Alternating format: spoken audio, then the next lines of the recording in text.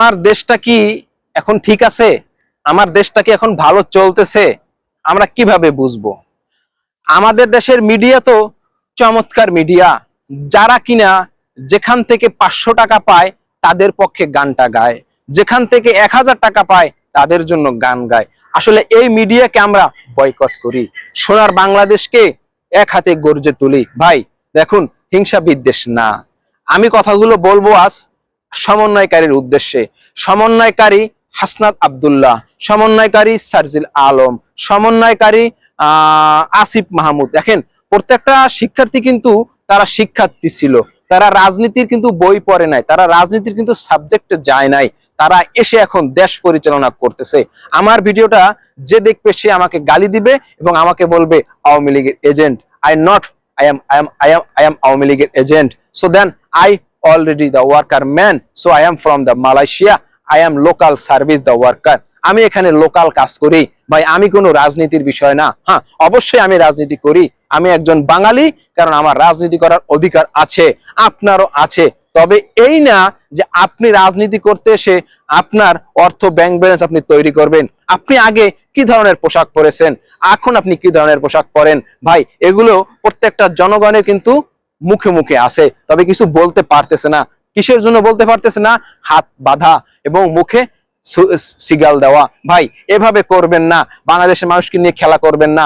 শেখ হাসিনা কি করেছে না করেছে সেটা প্রত্যেকটা মানুষ জানে। একটু রাস্তায় নামুন, কোনো ভয় নাই, নির্ভয়ে একটা বাক্স ফেলে ওখানে থেকে চলে যান। ওই বাক্সটার ভিতরে দেখেন কয়জন আওয়ামী লীগের সাপোর্ট করে আর কয়জন আপনাদের সাপোর্ট করে, আর কয়জন বিএনপির পরে, কয়জন জামাতের পরে, কয়জন জাতীয় পার্টির পরে। ভাই এভাবে নয় ভাই, দেশকে ভালোবাসতে হলে আগে মন থেকে আপনার লোভ লালসা দূর করতে হবে। মন থেকে যদি লোভ লালসা থাকে, আপনি কখনো দেশ পরিচালনা করতে পারবেন না। হ্যাঁ, অবশ্যই আপনার ভিতরে একটু লোভ লালসা কাজ করবেই, কারণ আপনি আসছেন এখানে কাজ করার জন্য। 10 টাকার জায়গায় 2 টাকা তো খাবেন। তাই ভাই আপনাদের উদ্দেশ্যে ভিডিওটা আমার। প্রিয় ভাই, আপনারা আমার দেশটাকে ধ্বংস করবেন না। আমি কোনো কথা বলি না এজেন্ট হিসাবে, আমি বলি সাধারণ পাবলিক হিসাবে। যেভাবে দেশের গরিব মানুষ না খেয়ে এখন রাস্তায় মরতেছে, যেভাবে এখন মানুষ না খেয়ে কাজ করতেছে, কাজ পাচ্ছে না, কষ্ট করতেছে, তাদের জন্য কষ্ট লাগে ভাই। এইভাবে দেশটাকে ধ্বংসের দিকে দিয়েন না ফেলে। আমার কাছে সবচাইতে কষ্ট লাগে যে সমন্বয়করা 32 নম্বর বাড়ি নিয়ে এত তাড়াতাড়ি ভাঙাভাঙি কেন? ভাই 32 নম্বর বাড়িটা কি করেছে? সে বাড়িটা কি আপনার তৈরি করা না আপনার আব্বার টাকার তৈরি করা? সে বঙ্গবন্ধু সেই আমলে সেই বাড়িটা, কেন সেখানে আপনার এভাবে অত্যাচার নির্মম পোড়াপুরি আগুন জ্বালাবেন? তাহলে প্রতিহিংসা তো তারাও করলো, আপনারাও করলো। তবে একটিবার কি ভেবেছেন? এক মাগে শীত যায় না, মাগ কিন্তু সামনে আরো আছে। এ মাগে কম, সামনের মাগে বেশি। তাই হিসাব রাখবেন সব সময়, এই 4 কপালে যা লেখা আছে তাই ঘটবে। অবশ্যই কি পারবেন পালাতে? আমার তো মনে হয় না। পালাতে না পারলে তখন কোথায় যাবেন?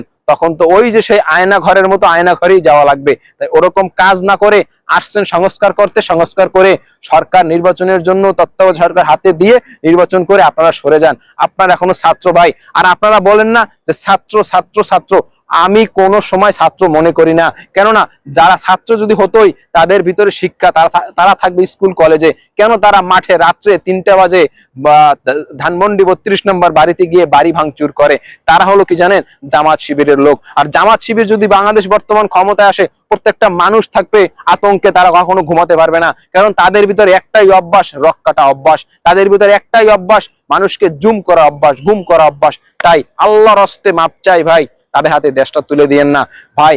বাংলাদেশ ভালো ছিল আগে, আগে মানুষ ভালো ছিল, কোনো মানুষ খাইলেও প্রত্যেকটা গরিব মানুষ শান্তিতে ঘুমাইতে পারছে। ভাই আপনাদের অনুরোধ, আপনারা এইভাবে আর করবেন না।